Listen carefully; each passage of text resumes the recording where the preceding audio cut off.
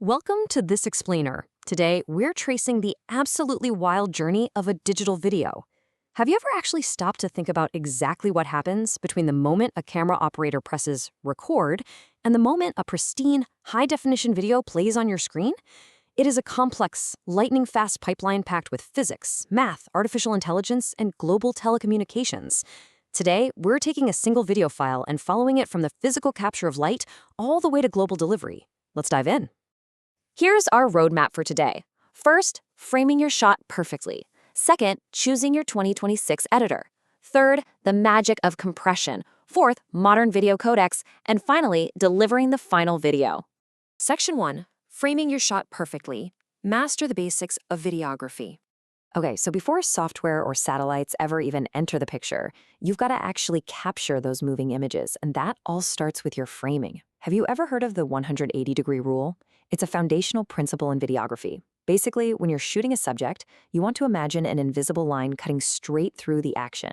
If you place your camera on one side of that line, you absolutely must keep all your subsequent angles on that exact same side.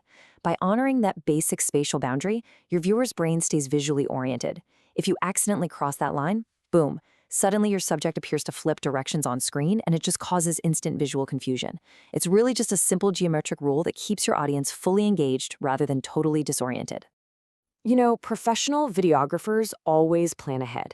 They do this by shooting for the edit. When you're out there capturing a scene, don't just shoot one long, boring take. First, get a wide shot. This is your establishing shot. It tells the viewer exactly where they are in physical space. Then, grab 3 close-ups from different angles, let's say right, center, and left. This gives a real intimacy to the sequence. Finally, when you go to edit these together, you cut on the action, like, say, a hand reaching for a phone. When you combine that wide establishing space with those multiple tight angles, it creates a super dynamic sequence that just feels completely natural to the human eye. Moving on to Section 2, choosing your 2026 editor. The modern post-production landscape. All right, now that we've framed our shot perfectly and captured that raw video, we've got to stitch it all together in software. And looking at the options available to creators in 2026, wow, there really is no single best editor anymore. It entirely depends on your specific pipeline. For instance, if you're a pro filmmaker on a budget, DaVinci Resolve offers just unparalleled value. It's a one-time fee of $295, and it includes industry-leading color grading. Now, if you're working in a traditional agency pipeline, Adobe Premiere Pro is still the absolute industry standard at $22.99 a month. But hey, if you're strictly focused on short-form vertical content, CapCut is exceptionally capable, and it's free. And then we have this whole newer breed of tools like MStudio. They use a $10 pay-as-you-go model that is entirely AI first. Speaking of AI, there is a massive industry shift happening right now. Traditional nonlinear editors, or NLEs, well, they rely heavily on fast, manual, track-based editing. You know the drill, right? Scrubbing through timelines, matching colors purely by eye. But the workflow of the future, it's shifting hard toward AI-native platforms. In an AI-first workflow, artificial intelligence handles all those tedious, repetitive tasks. You can literally just paste a transcript into the software, and the AI generates an automatic rough cut, or it even handles full script-to-screen video generation. But don't worry, the AI doesn't replace the human editor. Instead, it augments them, freeing up the human to focus entirely on those high-level, big-picture creative decisions. Which brings us to Section 3, the magic of compression, shrinking files without losing quality. So here's the thing. Once your masterpiece is perfectly edited, the raw file is astronomically huge. I mean, you simply cannot broadcast an uncompressed digital video file to millions of people. And that brings us to the invisible math of compression. To really wrap our heads around it, let's use a quick analogy. Interframe compression is kind of like a flip book. Every single frame is its own complete compressed picture. It's fantastic for editing, but man, it still takes up a ton of space. Interframe compression, on the other hand, that's more like using tracing paper. Instead of drawing a brand new picture 30 times a second, the software establishes a reference point, what we call an iframe. For the next few frames, it only records the pixels that actually change, like a person's moving lips, while the background stays exactly the same. This saves a massive amount of digital space. Plus, the absolute beauty of digital video is that it copies perfectly. Back in the old days, uncompressed analog videos suffered from generation loss every single time you copied a VHS tape. But today, digital compression gives us pristine copies every single time. Section 4, Modern Video Codecs, the languages of digital video. To actually pull off this space-saving magic, software engineers rely on highly specific, heavily patented mathematical formulas. We call these video coding formats, or simply codecs. And the evolution of these codecs moves incredibly fast, mostly driven by our constant hunger for higher resolutions. Let's take a quick look back. In 1995, the MPG-2 standard made DVD video and standard definition TV possible. Fast forward to 2003, and H.264, also known as AVC, arrived on the scene. This codec literally changed the world. It enabled Blu-ray discs and fueled the massive explosion of streaming web video.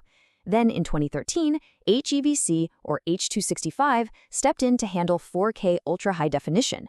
And more recently, in 2018, a tech consortium launched AV1, which is a fantastic open standard designed to deliver high-quality HTML video without those heavy licensing fees of the earlier codecs. Now, despite this rapid evolution of technology, one specific standard absolutely still rules the roost. If we look at developer usage data from 2019, H.264 was being utilized by a staggering 91% of video developers.